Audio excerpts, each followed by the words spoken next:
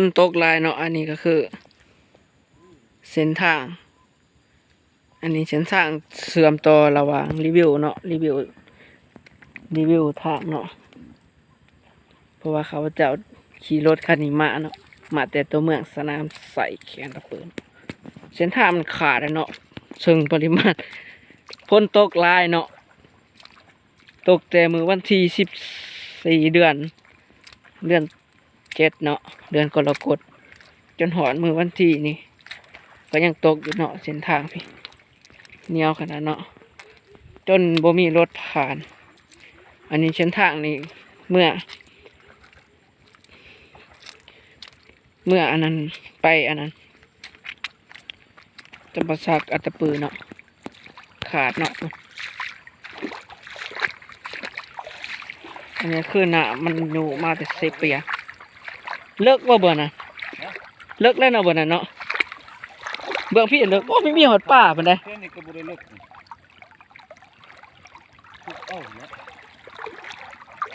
มีหอดป่าเลยหนาพวกมันแห้งพี่เนาะหัวจนทางจะขาดนี่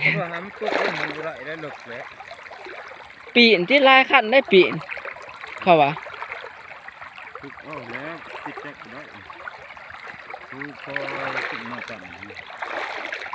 ปริมาณน้ำพ่นลายเนาะพี่จนเส้นทางขาดเนาะพวกมันเปื่อนดิ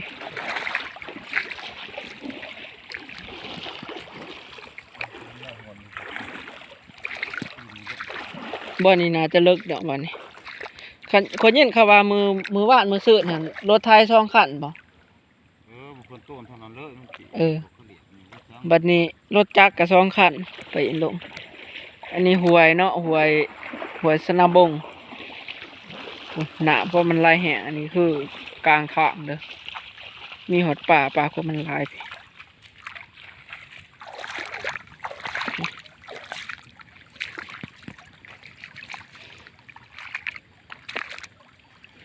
เอารถไทยคันนี้ขามาพี่เนาะ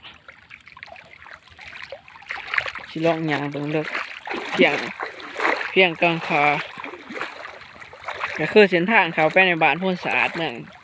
สนามใสเนาะเบิ่งเด้อเส้นทางพี่น้องบ้านเฮาจะได้ไปลินไปเที่ยวได้อยู่พุ่นฝนตกขันว่าฝนตกทิศ1 2 ทิศนี่ก็ยังขาดป่านนี้ล่ะ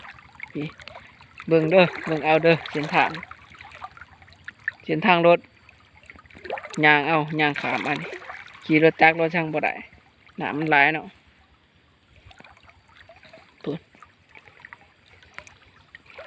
ขี่เขาไปในตัวเมืองไปในแข้งตะเปิดก็บ่ได้ไปปากเสก็บ่ได้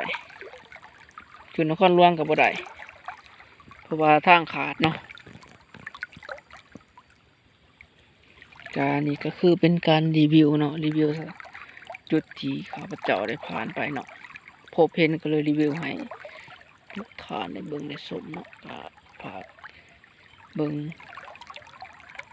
กดติดตามให้กำลังใจก็ได้เนาะเพราะว่าเดินทางมากับเมื่อยเติบ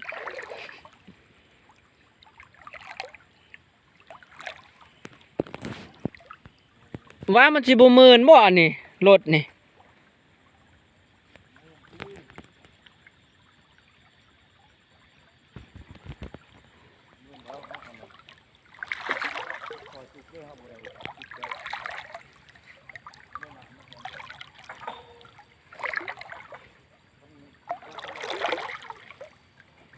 ชุกเอาเนาะ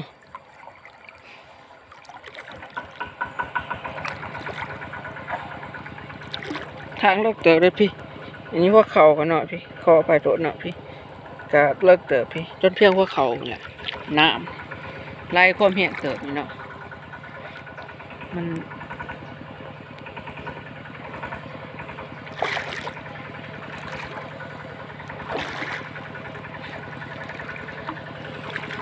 สิเอารถขนาดขามมาเนาะมาเบิ่งกันมาสิขามได้หรือเปล่า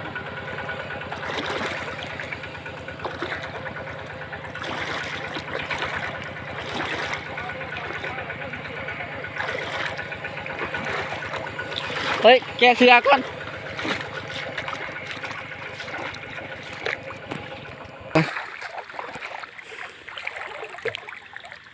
รถมาหดกลางกันเนาะเลิกเติบแล้วพี่นี่รถเข้ามาบ่ บ่ พี่เนาะน้ำเลิกเติบพื้นที่รถคน อะไรพอแล้วโอ้ วันนี้ว่าน้ำลายเนาะพี่เอารถขามได้นี่พี่เนาะจนมือ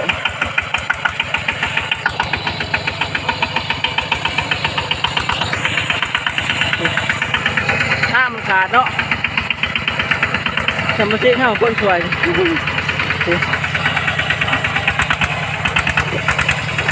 ตามแลเนาะพากันอยู่จนเมื่อยเนาะตีวิดแล้ว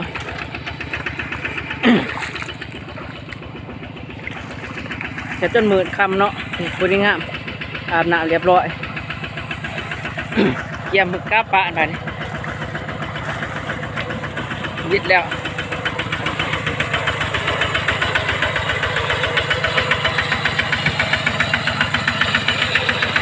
มันขาดที่บ้านหวยนี่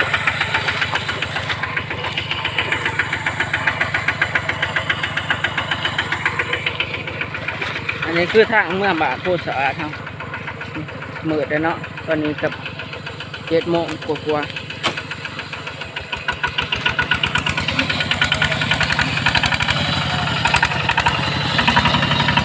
ถือว่าคามสำเร็จสมบูรณ์นะเนาะกราบได้บาดนี้